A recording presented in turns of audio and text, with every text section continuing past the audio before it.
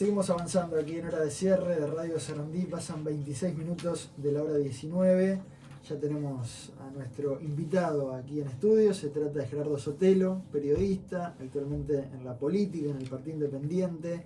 Fue presidente del SECAN, los medios públicos de nuestro país. Gerardo Sotelo, ¿cómo anda? ¿Cómo le va? ¿Cómo estás, Juan Pablo? Un gusto estar en esta casa y estar conversando contigo, además.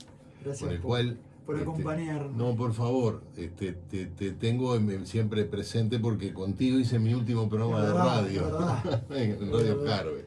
Sí, así que estoy encantado de que me hayas invitado. Un programa se llamaba El Nuevo Mundo, sí, y que trataba de indagar en cosas que hoy son moneda corriente. Exacto, inteligencia artificial. Sí. Pero sabes que fue en el 18, creo, el 19. En el 19, sí, por ahí, claro, a las fines del 18. Por ahí está. Y lo recordaba hace poco precisamente porque seguimos viviendo en un mundo tan donde hay tanta novedad, tanta disrupción, tantas cosas que explicar hoy mismo, porque quizás mañana cambian, que podría volver a hacerlo. Sí, claro. Pero además es ajeno totalmente a cuestiones políticas. También.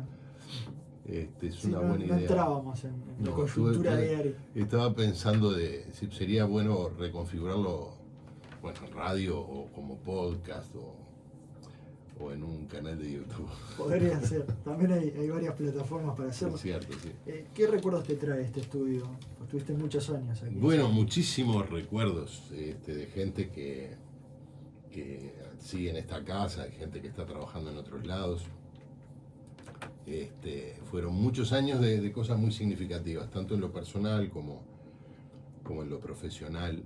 Y sobre todo que uno se encuentra con gente que recuerda con mucho afecto y con una opinión muy positiva del trabajo que uno realizó en esta casa. Así que tengo siempre Radio Sarandí en un lugar muy especial de mi corazón.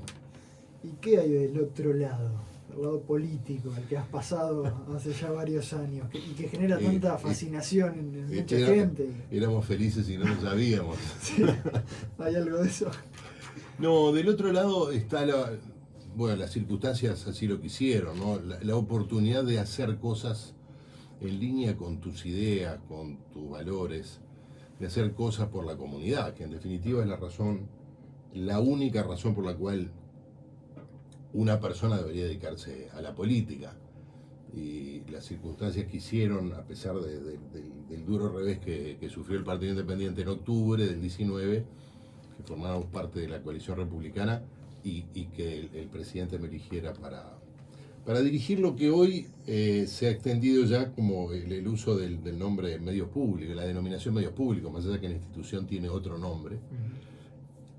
Y a eso me he dedicado hasta hace un par de meses. No estás arrepentido de la decisión. No, para nada, no, en absoluto. No, además soy taurino y suelo ser un poco obstinado en mis decisiones, incluso a veces frente a reveses que la vida te plantea una y otra vez, ¿no? A ver, no es que sea obstinado, es que es una decisión muy significativa. Y creo que puedo seguir colaborando desde algún lugar, ahora en la antesala de una campaña electoral, aspirando a una banca en el Parlamento por el Partido Independiente, pero estaré donde sea que tenga que estar. Ahora vamos a hablar de tu gestión al frente de los medios públicos, pero pasar a ese lado, al lado político, me imagino que trae cosas buenas, positivas, pero también cosas amargas, ¿no? Muchísimas, insulto, al agravio, a la descalificación. Sí. ¿Y cómo llevaste todo eso? Sabes que quizás las más duras sea desencontrarte con los colegas, desencontrar con algunos colegas, ¿no? Pero desencontrarte más allá de lo esperable, porque efectivamente como tú decís, cuando pasas al otro lado, pues quedamos en lugares distintos. Y sobre todo ¿Eso lo tenías claro? No, obviamente, pero sobre todo cuando estás administrando dineros públicos, e instituciones públicas. No es que el periodista sea tu enemigo, ni tú mucho menos enemigo del periodista, pero el periodista, si cumple adecuadamente con su función, pues tiene que hacerte preguntas, tiene que estar pendiente de lo que tú estás haciendo. Esas son las reglas de juego y así tiene que ser. a veces te sentís con derecho, bueno, porque he dedicado cerca de 40 años a esta profesión y algo la conozco, a que las reglas de juego sean un poco más éticas, más profesionales, menos vinculadas a prejuicios, a cuestiones personales. Pero bueno, hay de toda la viña del Señor. Sí, sí, lo he sentido muchas veces. Sí, de gente que a lo mejor no te esperaba. Sí, de gente de la que a lo mejor no me lo esperaba. Y de lugares que me hicieron realmente, que me mortificaron mucho, ¿no? Incluso en algún tipo de versiones sobre lo que yo hacía me causaron daño, que yo estimo que es injusto, pero obviamente admito que otros tengan otra visión, ¿no? Es decir, hicieron cosas que yo no hubiera hecho jamás como periodista, más allá de que yo también he cometido errores, ¿no? ¿Por tu gestión al frente de los medios públicos era? O... Sí, principalmente, sí, claro. Sí. No, cuestiones personales, salvo alguna cosa muy particular, no. Pero en definitiva también es personal, porque, porque uno pone todo, como no puede ser de otra manera, cuando estás gestionando algo en representación de la gente, y no es un tema de decir, mirá, que cometiste este error o esto lo hiciste mal, por lo tanto tenés una cierta incapacidad en gestionar tal cosa. Involucra siempre cuestiones personales, claro, cuestiones morales. Claro, exacto. Se puede separar una cosa de la otra. Y no es que, te reitero, no es que no haya cometido errores, pero es que creo que yo, tú, cualquier persona, pero sobre todo cualquier persona que esté en la gestión pública, también, que insisto, y esta además es una de las líneas en las que queremos trabajar más fuertemente en la agrupación Libres, tenemos que ser auditados todo el tiempo, no por los periodistas, por cualquier persona. Hay que estar abierto al escrutinio público siempre, porque eso nos hace mejores y eso hace mejor a la sociedad, pero sobre todo en el caso de los periodistas, uno tiene derecho también a reclamar cierto balance, cierta ecuanimidad en las coberturas que se hacen de la gestión. No viene con picardía esta pregunta, pero hoy es uno de los hechos del día, ¿no? Blanca Rodríguez deja su rol en Subrayado. Tú trabajaste muchos años en Canal 10. Claro. ¿Qué le dirías? Porque hay una especulación de que podría llegar a pasar a la política, no está confirmado, ¿no? Esperemos que eso ocurra. En primer lugar, le quiero mandar un abrazo muy apretado. Ha marcado época en la televisión uruguaya, particularmente en Subrayado. Podría haber seguido y ha decidido poner fin a esa etapa. Supongo que no habrá sido fácil para ella, independientemente de cuál sea su destino futuro. Sobre lo otro, bueno, sí, cuando me entere que tomó esa decisión, haré algún comentario. De todas maneras, ella también, como una mujer muy destacada, en un rol muy destacado, en un rol profesional muy destacado, ya ha sabido de agravios, así que no creo que nada la sorprenda de lo que le viene si es que se dedica a la actividad política, ¿no? Da ese paso. Tenemos varios temas para conversar. Quería preguntarte, porque te he escuchado en varias columnas como periodista, pero también en tu faceta política, tema Venezuela. No solamente lo que pasa en Venezuela, sino lo que se interpreta de lo que pasa en Venezuela y cómo afecta al continente, y en especial a nuestro país. ¿Qué estás viendo? ¿Qué analizás? ¿Por qué Venezuela es un parteaguas? Sabés que tengo una divergencia en el abordaje de este tema con el expresidente Julio María Sanguinetti, que hace unos días en un medio argentino dijo, no, esta no es la revolución, ya nadie cree en la revolución, ya nadie está haciendo la revolución, esto es simplemente... Bueno.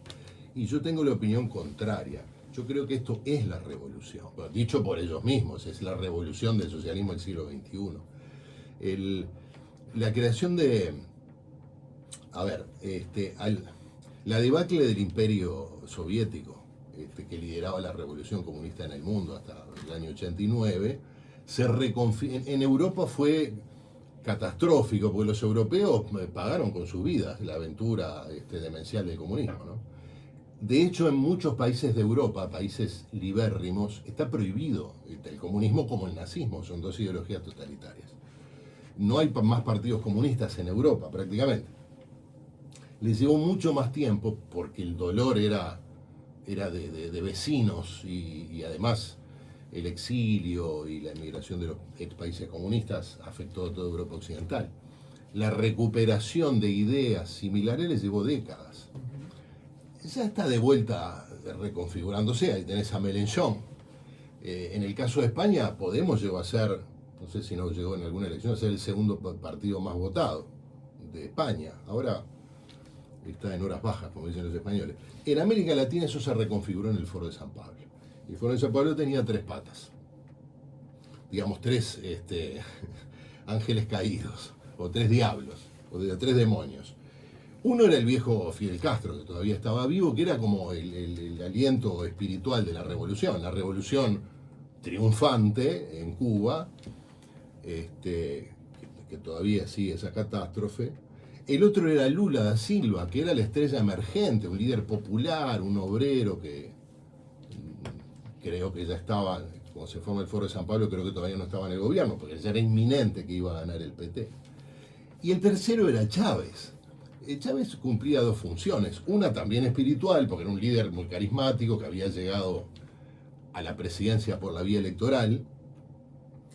Recordemos como constante en la revolución que llegó diciendo que era un socialdemócrata, que su inspiración era Tony Blair, la tercera vía, o sea... Sí, hay una entrevista muy icónica con Jaime Bailey. Exactamente. En la que habló incluso de sus vínculos con Estados Unidos. Ahí está. Pero cuya otra función era ser el financista de la fiesta. Eso dura hasta el día de hoy. O sea, ya nadie cree que haya algo que aprender, salvo para no caer en ese tipo de regímenes de Cuba, que es una auténtica catástrofe. Una catástrofe como solo la revolución socialista puede ser. Es una catástrofe desde el punto de vista humano. Se destruye la sociedad civil, porque todo el poder recae en el Estado. Entonces el Estado es inexorablemente un grupo de poder. Es una catástrofe económica, porque se anula la iniciativa privada, que es la que genera la riqueza, las oportunidades, las innovaciones.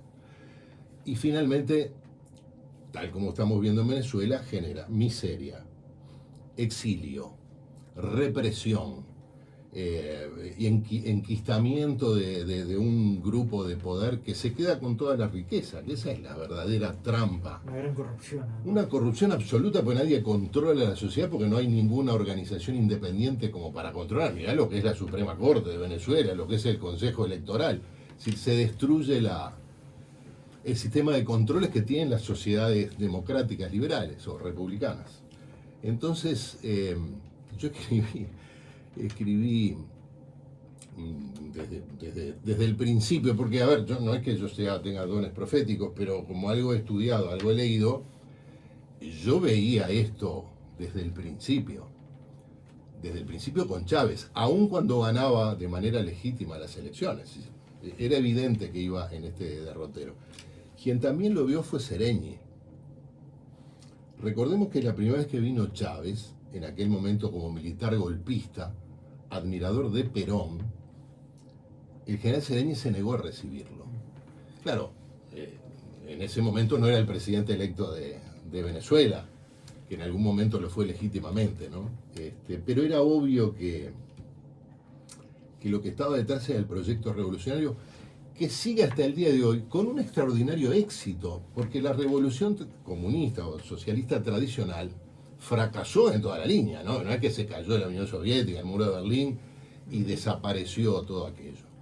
Esa versión del siglo XX fracasó, pero la del siglo XXI es extremadamente exitosa, porque terminaron comprendiendo que había que llegar a través de las instituciones democráticas. Lo que no pueden comprender, pues ellos dejarían de ser revolucionarios, es que las instituciones democráticas, las instituciones de la República, tienen que permanecer tal como son. Si tú las pervertís, si tú las absorbés, las convertís en herramientas, en instrumentos del poder, del partido que está en el poder, lo que haces es destruir la democracia, destruir la convivencia, en definitiva. Esa es la verdadera naturaleza dramática de los procesos revolucionarios. Y Gerardo, ¿por qué parte de la izquierda uruguaya no comprende o no termina de condenar esto? Bueno, yo digo, lo he escrito varias veces, no hay revolucionarios herbívoros ni maduristas honorarios. Ni chavistas honorarios sí los hubo, porque había gente que creyó, sí, que creyó sinceramente en el proceso de la revolución del socialismo del siglo XXI. Ya maduristas honorarios me cuesta mucho creer, pero fundamentalmente no hay revolucionarios servidos. Es decir, un revolucionario siempre, digo siempre porque ha ocurrido en todos los casos, no es un tema, termina siendo una persona que, digamos, es una persona que termina justificando los crímenes que requiere toda revolución. Una revolución básicamente es una carnicería, no hay otra manera. Ahora, cualquier otro proceso de cambio social no revolucionario, bueno, puede admitir que haya tensiones, que haya incluso violencia política, pero llega a un punto en el cual decir, mirá, tú estás en un proyecto político distinto, pensás diferente al partido de poder, pero te reconozco como una persona igual en derechos, como una agrupación igual en derechos al del partido del poder. Eso con la revolución se aniquila, por lo tanto, todo la revolución o las revoluciones socialistas siempre, como dice Milei, siempre y en todo lugar, terminan justificando lo que es injustificable. Crímenes que se cometieron en nuestro país en tiempos asiagos y duros contra quienes no pueden condenar eso. Exacto, aquello no era un proceso de revolución, era un proceso autoritario, digamos, yo detesto los términos derecha e izquierda, eran dictaduras de derecha, que encarnaban ideologías terribles, como terminó siendo el terrorismo de Estado, en fin, la doctrina de la seguridad nacional, pero que en el fondo no tenían un proyecto finalista revolucionario. Lo que querían era aniquilar el marxismo, claro, con el detalle de que para aniquilar el marxismo lo que hicieron fue aniquilar a los marxistas y cometieron crímenes atroces, ¿no? por miles. Tortura, detenciones arbitrarias, asesinatos, desapariciones, cuyas consecuencias todavía, de algún modo, estamos pagando también en la sociedad uruguaya. Pero no tenían un proyecto finalista. En el caso de Uruguay particularmente, tuvimos un proceso en el cual los militares tenían clarísimo que tenían que convocar elecciones de algún modo, es decir, que no podían homologar el régimen. Intentaron, con la reforma constitucional del 80 primero y después con sectores afines en las internas de los partidos autorizados en 1982, crear una democracia tutelada y fracasaron. Bueno, nada, esa es un poco la diferencia. Ahora, la dimensión, la cantidad de destrucción que genera la revolución es incomparable con ningún otro proceso. Porque en el Uruguay hubo destrucción del tejido social, hubo familias separadas, gente que sufrió cosas indecibles durante la dictadura, en Argentina, en Chile, en Brasil, en Paraguay.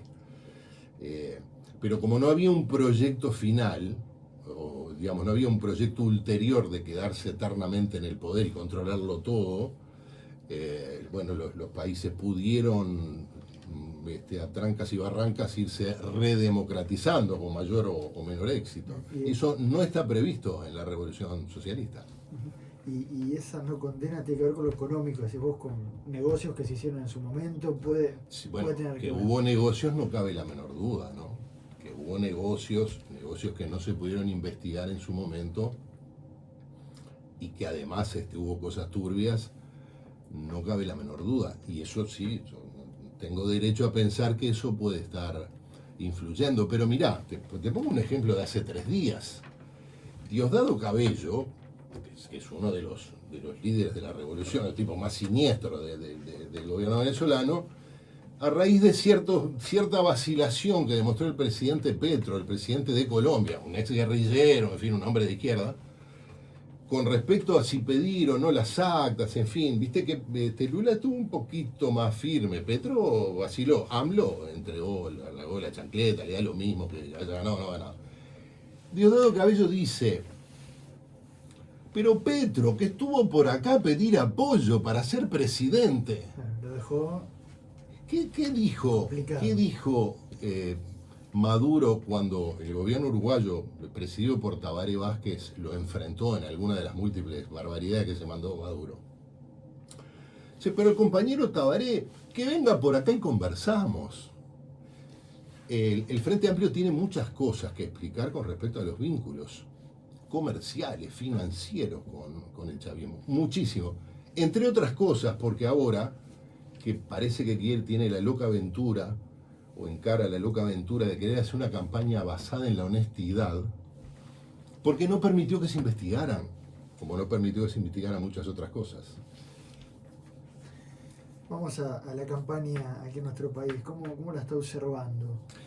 Yo la estoy observando. Mira, yo creo que la campaña todavía no empezó. Es decir, todo lo que hemos visto hasta ahora han sido movimientos de tropas y de pertrechos, cada uno tratando de ubicarse en el lugar que le resulta más favorable. Pero yo creo que es inminente que entremos directamente a la campaña. Hay una ausencia de debates en torno a propuestas que es realmente calamitoso, ¿no? A mí me preocupa mucho que todo sean acciones de marketing, fotos, chicanas, denuncias más o menos falsas, cosas que quedan dichas pero no dichas, denuncias falsas, terribles, como lo que le pasó a Yamandu Orsi, por ejemplo. Todo ese tipo de chisporroteo no solo que distrae a la gente, sino que hace que la gente se desinterese en la campaña. Pues, ¿de qué están discutiendo? De verdad, están discutiendo si Orsi va o no va, si tú hablas 10 minutos, 50.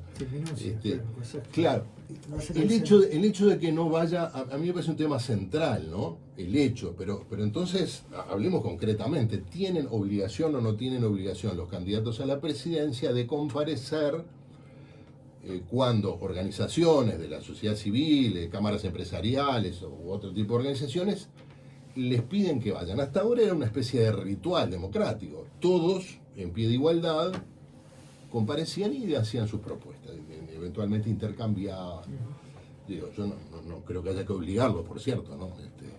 Pero me parece que era un ritual que todos aceptamos y además que caracteriza a la democracia uruguaya, y eso tiene un valor intrínseco. Ahora, todo el debate, todo el chisporroteo en torno a cuestiones menores, lo que está haciendo es opacar el verdadero debate. Y mira que los uruguayos, que en términos generales estamos mejor de lo que estábamos en el 2020, en el 2019, tenemos muchos temas pendientes que resolver.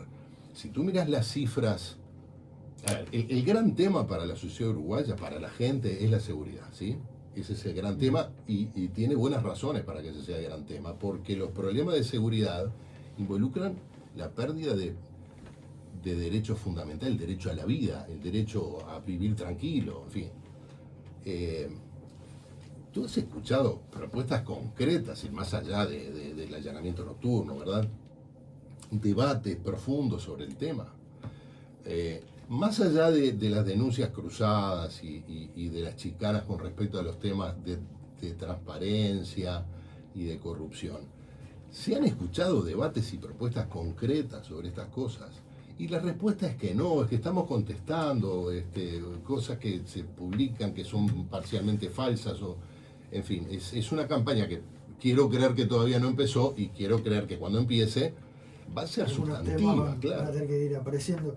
¿Qué hubiera dicho el Sotelo periodista con casos como el de Astesiano, el de Marcet, Irene Moreira, Karaman, Artigas, las acusaciones de clientelismo? Sí. Cosas que han sucedido en esta administración. Lo mismo que el Sotelo político. Son situaciones inaceptables. Son situaciones inaceptables que no se pueden aceptar ni en este gobierno ni en ningún otro. Lo que hay que marcar una diferencia sustancial, y es que este gobierno no pretendió, hasta donde sabemos por lo menos, ejercer ningún tipo de encubrimiento, y el que cayó pues fue investigado, y si tuvo que ser condenado fue condenado, y, y los dirigentes que incurrieron en los delitos que la justicia entendió que eran delitos tuvieron que renunciar a sus partidos. A veces por el trabajo de la prensa, ¿no? Es que siempre está el trabajo de la prensa. En una sociedad abierta siempre la prensa cumple un rol fundamental. Recordemos, pero es importante detenerse en esto, porque a pesar de que son hechos aberrantes, cualquiera sea el partido que los cometa, o a cualquier partido que pertenezca, la reacción de los partidos o de las coaliciones es significativo. En el caso de Artigas, no solo que a nadie se le ocurrió ovacionarla a la diputada renunciante, como hizo el Frente Amplio con Placeres, ni mucho menos hacer una caravana, como hicieron con el exministro de Economía, entre otras cosas porque ir en caravana hasta Artigas es un poco caro, pero tuvieron que renunciar al partido. Pero la denuncia empezó por un edil del Partido Colorado, es decir, por un edil de la propia coalición de gobierno. Ahora, lo que importa en esto, para empezar, es no escupir para arriba, ¿no? Para seguir, no tener el cinismo de señalar en el otro lo que uno resolvió de una manera peor. Y finalmente, y vuelvo a la pregunta anterior, ¿qué vamos a hacer para vivir en una sociedad donde la gestión de los dineros públicos sea más transparente? Hay cosas que, mirá, esto lo he dicho en alguna entrevista porque por el rol que cumplía me ha tocado colaborar con el gobierno en las respuestas a los pedidos de informes en materia de derecho a la libertad de expresión. Una de las cosas que tiene que ver con el derecho a la libertad de expresión es la respuesta que le dan los gobernantes a los pedidos de informe de acceso a la información pública que hace cualquiera, un periodista, un legislador o un ciudadano cualquiera. Uruguay tiene una muy buena ley, que fue votada durante el gobierno del Frente Amplio, de acceso a la información pública, ¿sí? Pues, por alguna razón que es inaceptable, cualquiera sea la causa, han aumentado los casos de acceso, de pedido de acceso a la información pública en estos últimos años, de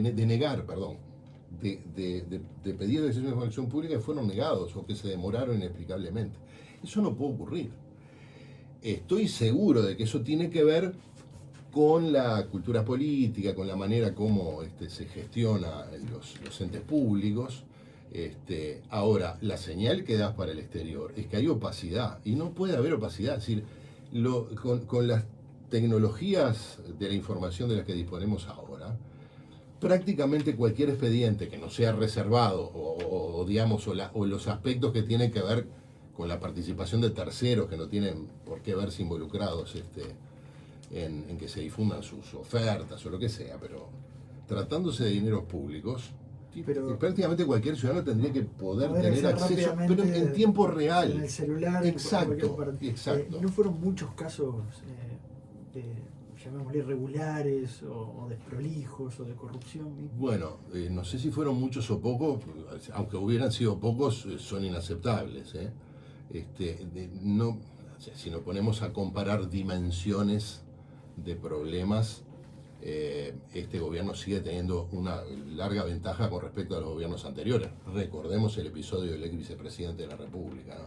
Pero te quiero decir, como sea, me da la impresión de que la coalición republicana ha tenido casos que son muy lamentables, pero que ha respondido de una manera mucho más transparente. Pero aunque así no fuera, la pregunta que debemos responder es ¿qué vamos a hacer todos, cualquiera que esté en el gobierno de oposición, para prevenir estos hechos y para darle a la ciudadanía las mayores garantías de que va a poder controlar lo que se hace con su dinero? En la recta final, ¿quedó conforme con su administración en Canal 5? ¿Qué le faltó? ¿O qué destacaría? No, conforme no quedé porque nos propusimos muchas cosas y no las pudimos concretar todas.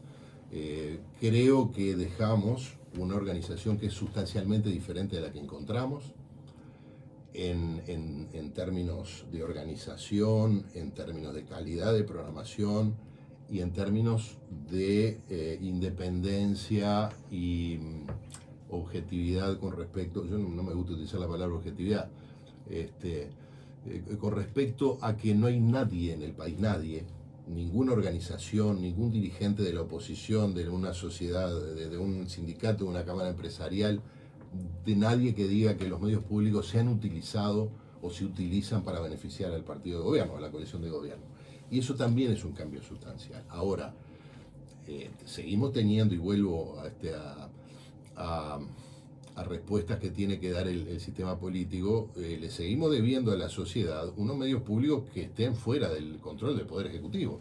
Más allá de que este gobierno no haya incidido en sus contenidos o en las políticas concretas, no puede ser que los medios públicos en un país de democracia plena como es Uruguay esté en la esfera del Poder Ejecutivo. Y sobre todo no puede ser porque hace 10 años que se legisló, van 2 periodos de gobierno, uno del Frente Amplio y otro del Partido Nacional y la Coalición Republicana, que no se designan directorios en el ámbito del Parlamento, con mayorías especiales. Hace un par de días se terminó de votar la ley de medios que ratifica prácticamente palabra por palabra la gobernanza que estaba en la ley que votó el Frente Amplio, lo cual es muy bueno, porque quiere decir que hay un amplio consenso en el sentido de que los medios públicos tienen que ser un organismo público descentralizado. La del estribo, ¿a qué aspira el Partido Independiente en esta elección?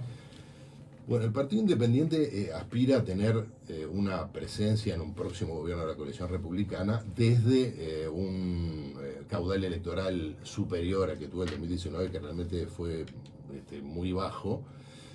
Aspira a tener una bancada parlamentaria similar o superior a la que tuvo luego de las elecciones de 2014, que tuvo un senador que era Pablo Mieres y 3 diputados. Así que ese es un poco el proyecto. Para empezar, aspira a que se renueve el mandato de la coalición, y creo que sería razonable que así ocurriera. Y en ese mismo sentido, vamos a tratar de tener el mayor caudal electoral y la mayor bancada parlamentaria posible, porque creo que es fundamental, y así lo entiende todo el mundo, que el Partido Independiente tenga un peso específico mayor en la coalición para que algunas cosas que pasaron no pasen y para algunas cosas que no pasaron pasen. Gerardo Sotelo, gracias por este tiempo. Gracias a ti por la entrevista.